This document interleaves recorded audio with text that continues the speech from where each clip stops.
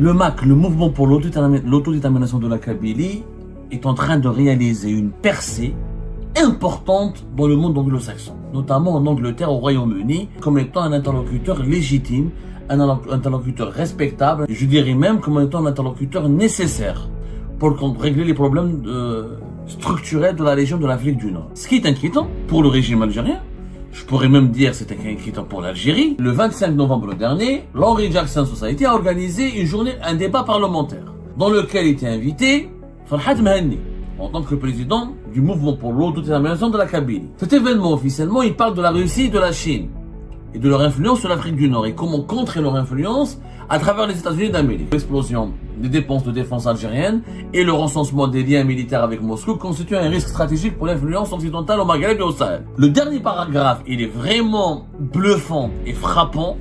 Et ça, c'est un virage dangereux. Washington peut néanmoins prendre l'ascendant sur ses adversaires en élargissant les accords d'Abraham au-delà des acteurs étatiques traditionnels afin d'inclure les nouveaux acteurs régionaux d'Afrique du Nord. Donc nous avons un responsable du gouvernement britannique qui dirige un événement parlementaire britannique dans lequel il est préconisé que le MAK soit reconnu comme un interlocuteur légitime et fiable par les États-Unis d'Amérique et l'Occident et de l'inclure dans les accords d'Abraham avec Israël. C'est un message clair au régime Tebboune. Les accords d'Abraham sont une réalité obligatoire.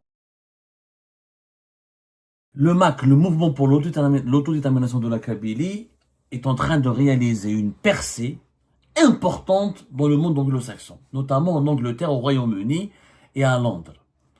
Le MAK est en train d'être considéré par plusieurs forces politiques, par plusieurs lobbies en Grande-Bretagne comme étant un interlocuteur légitime, un interlocuteur respectable, un interlocuteur influent, je dirais même comme étant un interlocuteur nécessaire pour régler les problèmes structurels de la région de l'Afrique du Nord.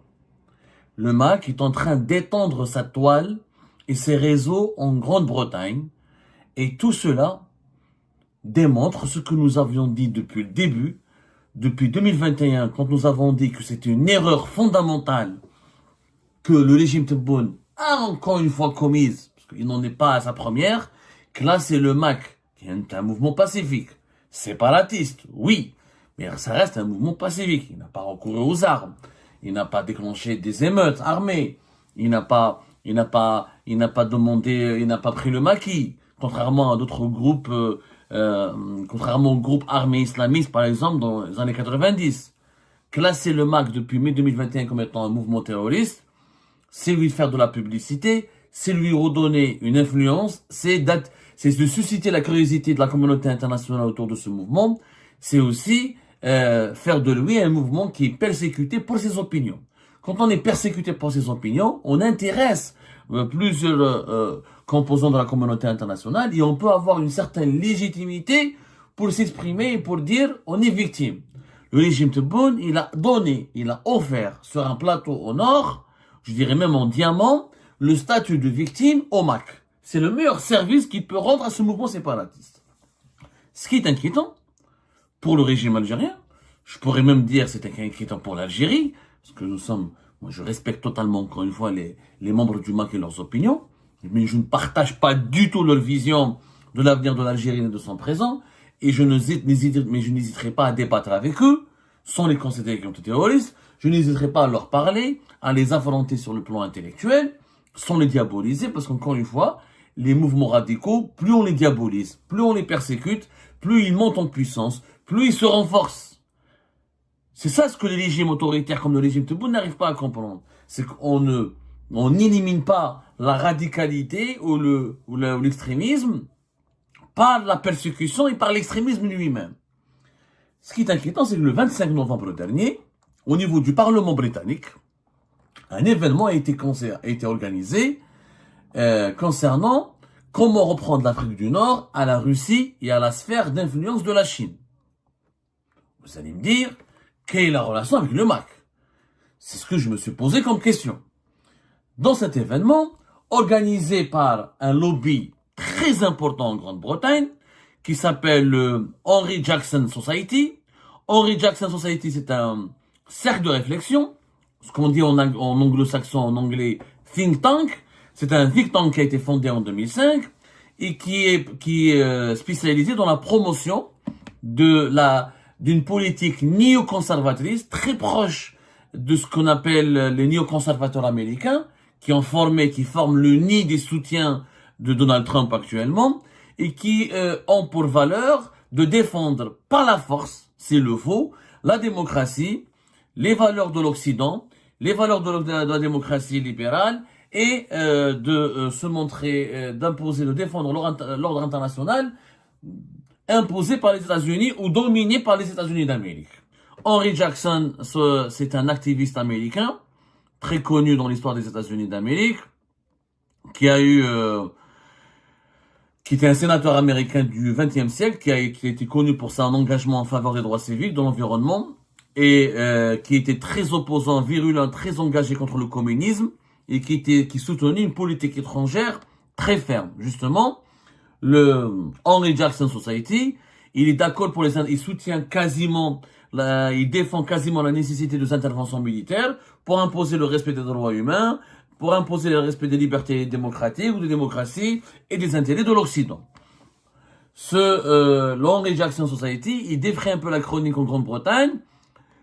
Pour ses positions, beaucoup de ses détracteurs considèrent qu'il a des positions islamophobes. Il est très critique concernant l'immigration musulmane dans les pays occidentaux. Il est très critique concernant la question de la présence de l'islam dans les pays occidentaux, notamment en Grande-Bretagne et aux États-Unis d'Amérique. Donc, c'est un think tank conservateur, très néoconservateur, très proche de l'idéologie trumpiste et qui est favorable à un ordre mondial musclé qui préserve les intérêts de l'Occident et des démocraties occidentales. Le 25 novembre dernier, l'Henry Jackson Society a organisé un débat parlementaire dans lequel était invité Farhad Mehani en tant que président du mouvement pour l'autodétermination de la Kabylie. On nous a assuré qu'il n'était pas présent lui-même et que le MAC a été représenté par un autre responsable que Farhad Mehani. Donc le MAC a été mis à l'honneur par cet événement qui a été dirigé par quelqu'un de très influent en Grande-Bretagne. Il s'appelle Lord Eric Pickles, ou Pickles, je sais pas comment ça se prononce en anglais. Lord Pickles, qui préside la fondation, qui est l'un des dirigeants de la fondation britannique pour le mémorial de l'Holocauste, et qui est considéré en Grande-Bretagne comme l'un des éminents dirigeants du lobby pro-israélien en Grande-Bretagne. Eric Pickles, est un éminent dirigeant du Conservative Friends of Israel, un groupe de pression pro-israélien en Grande-Bretagne. Il était aussi un haut responsable du gouvernement.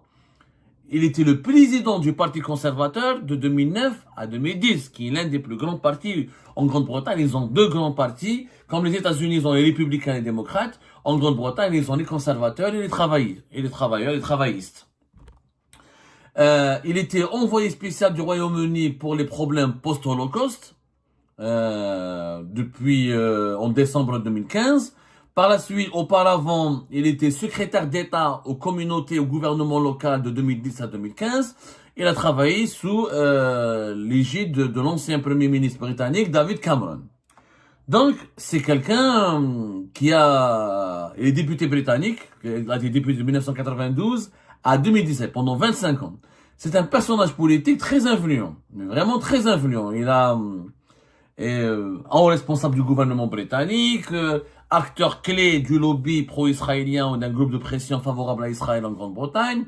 C'est un personnage politique, encore une fois, très influent. Et c'est lui qui a dirigé ce débat où le MAC a été invité et avec d'autres experts comme Bob Sowers, qui est un spécialiste dans le commandement militaire et la sécurité nationale, ou Laura Roberts, qui est l'ancienne directrice exécutive du groupe des accords d'Abraham au Royaume-Uni, où elle a été présentée comme étant une responsable qui a joué un rôle central dans le renforcement des liens diplomatiques, économiques et culturels entre le Royaume-Uni et les pays signataires des accords d'Abraham, les fameux accords d'Abraham de 2020 qui ont permis la normalisation des relations diplomatiques et politiques entre les Émirats arabes unis, le Bahreïn, le Soudan et le Maroc avec Israël. Elle occupe en ce moment le poste de directrice diplomatique à Gibraltar, qui est un territoire britannique. Et vous avez aussi Barak Sener, qui était un chercheur associé qui travaille pour la Henry Jackson Society et qui dirige un forum qui s'appelle le Strategic Intelligentsia et du Gulf Future Forum. Il est un spécialiste du Moyen-Orient et spécialiste du Moyen-Orient notamment et des pays du Golfe. Il a même travaillé auprès de l'OTAN, etc. Et il est même présenté comme étant très proche d'Israël et de certains dirigeants israéliens. Donc vous avez Farhad Mahani qui est présenté dans cette conférence. Le plus inquiétant pour moi du point de vue des intérêts de l'Algérie, c'est que dans le préambule, quel était l'ordre du jour de cet événement parlementaire britannique du 25 novembre 2025. Il y a clairement une pression directe exercée sur le régime algérien. C'est un message très ferme que les lobbies pro-israéliens et les lobbies très proches des néoconservateurs américains, ou des lobbies favorables aux néoconservateurs américains, ont adressé au régime Tebboune.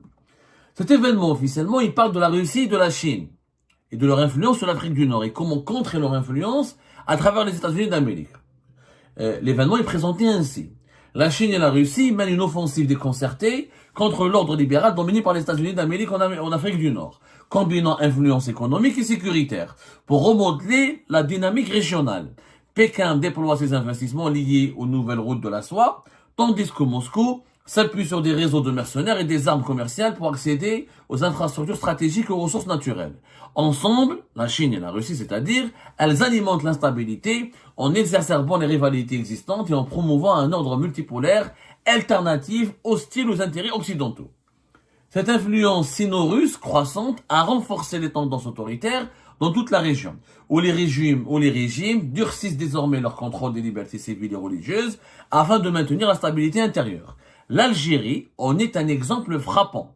Principal client de Moscou en matière d'armement en Afrique et partenaire énergétique de clé pour la Russie et la Chine, le pays a simultanément intensifié la répression sur son territoire, notamment contre les minorités religieuses et la population kabyle, forte de 10 à 12 millions de personnes, qui aspirent à une plus grande autonomie. Des responsables américains, dont le secrétaire d'État Marco Rubio, ont averti que l'explosion des dépenses de défense algériennes et le recensement des liens militaires avec Moscou constituent un risque stratégique pour l'influence occidentale au Maghreb et au Sahel.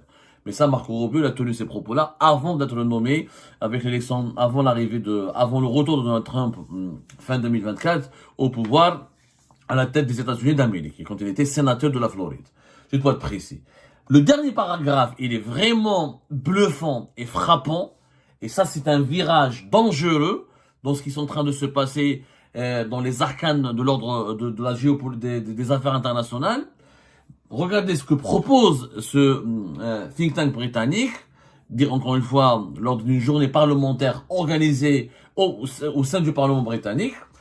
À la fin, il est proposé que bien que les États-Unis d'Amérique soient peu susceptibles de reconnaître tous les mouvements d'autodétermination dans la région, les mouvements d'autodétermination comme le MAC, Washington peut néanmoins prendre l'ascendant sur ses adversaires en élargissant les accords d'Abraham au-delà des acteurs étatiques traditionnels afin d'inclure les nouveaux acteurs régionaux d'Afrique du Nord. Cela témoignerait d'un ordre régional libéral et inclusif lié à l'Occident où les aspirations démocratiques, la coopération économique et la liberté religieuse constitueraient le fondement d'une stabilité durable en Afrique du Nord.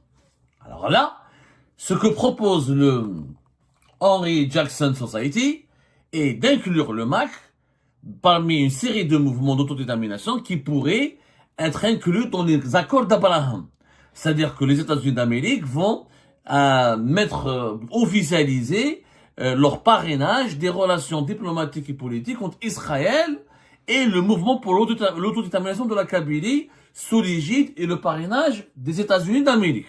Ce qui permettrait d'exercer des pressions sur le régime Tebboune, sur le régime algérien, pour les contraindre à s'éloigner des puissances hostiles aux intérêts occidentaux et hostiles aux intérêts américains. C'est une première. C'est la première fois que je vois. Il y a un officiel, l'ordre Eric Pickles, quand même, c'est un ancien responsable du gouvernement britannique, ancien président des partis des conservateurs, donc c'est un poids lourd de la vie politique britannique.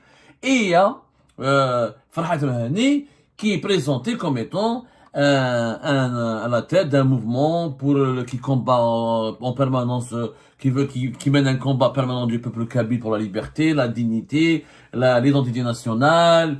Il est présenté comme étant un homme, un leader politique, respectable, intéressant, ouvert d'esprit, démocrate.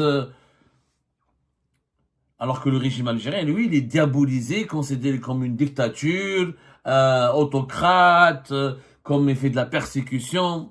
Ça, c'est une nouvelle étape inédite, franchement inédite, dans les coulisses du lobbying pour les relations internationales. C'est la première fois que le MAC est associé à un événement organisé au Parlement britannique et dans lequel il y a une proposition formelle que l'administration américaine le considère comme un interlocuteur légitime et fiable pour l'inclure dans un accord international, celui des accords d'Abraham, pour lui permettre d'avoir des relations directes avec l'État d'Israël afin de construire dans la région de l'Afrique du Nord un nouvel ordre régional qui est libéral et qui répond aux aspirations de l'Occident. Donc, l'objectif du Henry Jackson Society et de ses partisans, qui sont très proches, très bien introduits et qui sont vraiment influents au niveau du mouvement ou du lobby pro-israélien, est d'utiliser le MAC pour faire déstabiliser le régime algérien, faire des pressions sur le régime algérien et le mettre devant le fait accompli que les accords d'Abraham, c'est une nécessité régionale, il faut la respecter, il faut intégrer les accords d'Abraham. Celui qui n'intègre pas les accords d'Abraham est l'ennemi des États-Unis d'Amérique et l'ennemi de l'Occident. C'est une première. Est-ce qu'ils sont sincères? Est-ce que là, je ne peux pas me prononcer sur leurs intentions. Je peux pas vous dire que le Henry Jackson Society n'est pas sincère à l'égard du MAC, ou il veut juste instrumentaliser le MAC, ou il veut juste exploiter le MAC, ou il veut juste présenter le MAC comme étant un élément, comme un pion dans la région. Je ne sais pas, je peux pas vous dire cela, peut-être qu'ils sont sincères. Tout ce qui considère le MAC comme étant un mouvement libéral, favorable aux intérêts de l'Occident, un mouvement intéressant, ou un mouvement beaucoup plus viable que le régime de Tebboune, que le régime algérien. C'est possible, on en parlera plus tard. Mais c'est une première, c'est la première fois qu'un événement est organisé au sein du Parlement britannique, organisé par des officiels britanniques. Lord Pickles est un ancien officiel britannique. Et d'après les recherches, il est toujours en fonction. Et depuis le 10 novembre 2015, il est toujours l'envoyé spécial du Royaume-Uni pour les problèmes post-Holocauste. Il a un poste gouvernemental. L'actuel Premier ministre britannique Keir Starmer, il l'a maintenu dans ses fonctions. Donc nous avons un responsable du gouvernement britannique qui dirige un événement parlementaire britannique dans lequel il est préconisé que le MAC soit reconnu comme un interlocuteur légitime et fiable par les États-Unis d'Amérique et l'Occident et de l'inclure dans les accords d'Abraham avec Israël. C'est incroyable. C'est un virage inédit. C'est un message clair au régime Tebboune. Les accords d'Abraham sont une réalité obligatoire. Ou vous adhérez aux accords d'Abraham, ou vous serez classé comme ennemi de l'Occident, ennemi des États-Unis de Donald Trump, et ennemi de la paix, et ennemi de la démocratie, et ennemi du progrès, etc., etc. Jusqu'à l'heure actuelle, on est le 27 novembre. J'ai pas vu de réaction du ministère algérien des Affaires étrangères. Imaginez un tel événement aurait été organisé en France. Il y aurait eu lieu, il y aurait eu un tintamarre, des réactions scandalisées, des réactions effarouchées, des protestations officielles. Là, le ministère algérien des Affaires étrangères n'a même pas fait de communiqué. Vous avez un responsable du gouvernement britannique qui anime un débat au Parlement britannique en mettant en valeur un mouvement séparatiste, qui préconise est-ce que ce mouvement séparatiste soit reconnu comme un interlocuteur légitime par les puissances occidentales, surtout par les États-Unis d'Amérique. Pas une réaction du gouvernement algérien. Pourquoi? Parce que le gouvernement algérien sait très bien que le régime Tebboune, c'est très bien que la Grande-Bretagne, la Grande-Bretagne n'a pas beaucoup d'intérêt en Algérie. La Grande-Bretagne, mis à part quelques relations économiques, etc., et le British Petroleum, a quitté l'Algérie depuis ces dernières années. Les relations britanniques sont pas très, il n'y a pas beaucoup d'Algériens en Grande-Bretagne, très peu de Britanniques viennent visiter. Les intérêts sont vraiment limités. Donc le régime algérien, même il s'est scandalisé, où la Grande-Bretagne c'est une puissance, c'est un membre permanent du Conseil de sécurité de l'ONU et l'un des pays les plus riches de la planète. Donc le régime algérien n'a aucun atout. Il n'y a pas des laissez-passer consulaires, beaucoup de délinquants algériens en Grande-Bretagne, il y en a quelques-uns. Hein. Il y a pas le régime algérien n'a aucune pression, n'a aucun outil de pression, n'a aucun instrument de pression, n'a aucun levier de pression sur la Grande-Bretagne. Il peut pas faire du chantage, il peut pas, d'ailleurs, même s'il rappelle son ambassadeur, les Britanniques, un ambassadeur à la retraite, ça leur fera ni chaud ni froid. Ce qui démontre que le régime algérien sait très bien il a ses seuls leviers de pression, il ne peut les utiliser qu'avec la France. Parce qu'en France, il y a 5 millions d'Algériens ou 5 millions d'individus qui ont une relation directe ou indirecte avec l'Algérie. Il y a des problèmes migratoires, il y a des problèmes de coopération sécuritaire, il y a les intérêts économiques de la France en Algérie sont beaucoup plus importants, beaucoup plus puissants, nettement beaucoup plus importants, beaucoup plus puissants que les intérêts économiques de la Grande-Bretagne. Et l'Algérie, le régime algérien, c'est très bien que c'est la France qui il y a une spécificité dans les relations avec la France. C'est pour ça qu'il se concentre que sur son conflit avec la France. Il ne peut pas se permettre d'enclencher un conflit avec les autres pays. Il a déclenché un conflit avec l'Espagne, qui n'a rien donné. Au bout de 2 ans, il a normalisé. Qui n'a absolument rien donné, qui n'a pas ébranlé les Espagnols. Les Espagnols sont restés calmes, sereins, ils ont continué à secourir les haragas algériens, ils ont continué à appeler à la désescalade, ils ont continué d'appeler au dialogue, ils n'ont pas pris la moindre sanction contre les Algériens et les Algériens. Tout seul, le régime algérien est revenu à de meilleurs sentiments parce que il pouvait pas se permettre d'avoir une crise avec l'Espagne, une crise avec la France. Et aujourd'hui, c'est très bien que le régime algérien ne peut pas se permettre d'avoir une crise avec la Grande-Bretagne. Ce qui ne l'aurait pas empêché de manifester sa colère et de protester publiquement. Mais s'il avait protesté publiquement, il aurait révélé au grand public cette information. Et là, le régime Tebboune, comment il va expliquer au grand public, aux Algériens et aux Algériens, que le MAC aujourd'hui, il est considéré comme un interlocuteur légitime par des lobbies puissants en Grande-Bretagne. Parce que jusqu'à aujourd'hui, le régime algérien a fait croire à sa population que le MAC, il est soutenu que par la France, que par certains lobbies français, que le MAC n'est connu qu'en France, que le MAC est uniquement dynamique en France, ce qui est complètement faux. Le MAC est maintenant beaucoup plus influent, de plus en plus influent en Grande-Bretagne, de plus en plus influent au Canada, et il est en train de s'implanter dans d'autres pays hors France. Farhad Mehani vit en France, pour des raisons démographiques, le nombre des partisans du MAC sont plus nombreux en France qu'ailleurs, dans les autres pays occidentaux, mais le MAC est en train de tisser sa toile d'araignée. Pourquoi? Et ça, je reviendrai au point dont on parle. À cause de la persécution du régime Tebboune. Aujourd'hui, certains lobbies occidentaux, quand ils comparent le MAC avec Tebboune, le MAC, c'est malgré la répression, malgré les emprisonnements, malgré la persécution, malgré le classement comme étant mouvement terroriste, le MAC n'a pas pris les armes, le MAC n'a pas enclenché des actions violentes, le MAC reste pacifique, le MAC reste, il privilégie les voies diplomatiques, il fait que de la politique pacifique, alors que le régime algérien, il condamne à mort, il persécute, il veut assassiner ses opposants à l'étranger, il veut les kidnapper, il veut les agresser. Donc, malheureusement, les lobbies occidentaux, ils sont en train d'exprimer, ils ont de l'empathie pour le MAC, ils commencent à avoir de l'empathie, de la sympathie pour le MAC. Parce qu'en face du MAC, il y a un régime qui est violent, qui est musclé, qui est brutal, et qui, quelque part, inconsciemment, est en train de faire les affaires du MAC. C'est ça ce qui est dangereux. À l'époque du régime de Bouteflika, jamais, mais je tenais un événement au Parlement britannique, en tout cas, pas des événements aussi bien organisés, aussi importants, avec des experts importants, avec un haut responsable du gouvernement britannique.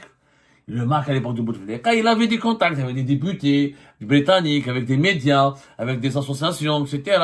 Mais là, on parle d'un événement officiel au sein du Parlement britannique, sous la présidence d'un dirigeant britannique, d'un membre du gouvernement britannique. Ça ne s'est jamais arrivé à l'époque de Bouteflika. Si je me trompe, vous me corrigez. Pourquoi? Parce qu'à l'époque de Bouteflika, le MAC était traité avec intelligence. C'est un mouvement d'illuminés, minoritaire. Il croit à la séparation de la Kabylie. On les gère doucement, avec une petite répression, gentiment. Ah non, Tebboune, il les a classés terroristes, il les a médiatisés, il les a traqués à l'étranger, il a condamné à mort les membres du MAC. Il a fait du MAC un mouvement intéressant, curieux aux yeux de la communauté internationale. Et comme le MAC, il a bien géré, il est resté dans le discours de la démocratie, l'autodétermination, la liberté des peuples, il a plu à certains lobbies. Et comme le régime algérien avait une politique anti-israélienne et anti-occidentale avant l'arrivée de Donald Trump, et ben les lobbies occidentaux se sont emparés du MAC pour l'utiliser comme étant un levier, comme étant une arme fatale contre le régime Tebboune. C'est qu'aujourd'hui, Tebboune veut se rapprocher avec Donald Trump, et maintenant, il y a un prix à payer. Il faut normaliser. Est-ce que c'est pas une façon de presser le Tebboune, d'accepter les accords d'Abraham, sinon le MAC sera considéré, sinon la diplomatie américaine va investir dans le MAC, et va le renforcer et le légitimer? Ah, ça, c'est le message. Peut-être que Tebboune doit vraiment enregistrer, le percevoir et l'analyser avec ses conseillers pour revoir sa méthode de gouvernance et prendre des décisions très intelligentes dans les jours à venir. Et ben c'est la fin de cette vidéo les amis. Je vous remercie comme d'habitude pour avoir suivi jusqu'à la fin. N'oubliez pas de nous laisser vos commentaires et vos réactions sur la vidéo et de vous abonner à la chaîne si vous n'êtes pas encore abonné. Et merci aussi pour vos commentaires et vos discussions très animées dans la section des commentaires. Donc, vous n'oubliez jamais de décortiquer bien un sujet sur tous les points qui ont été abordés dans la vidéo et ça fait vraiment plaisir quand moi-même je ne fais pas de commentaires, je m'appuie sur vous pour que vous puissiez bien expliquer les choses et en faire des discussions civilisées et dans tout le respect possible. Donc voilà, merci beaucoup et à la prochaine dans une nouvelle vidéo. Au revoir.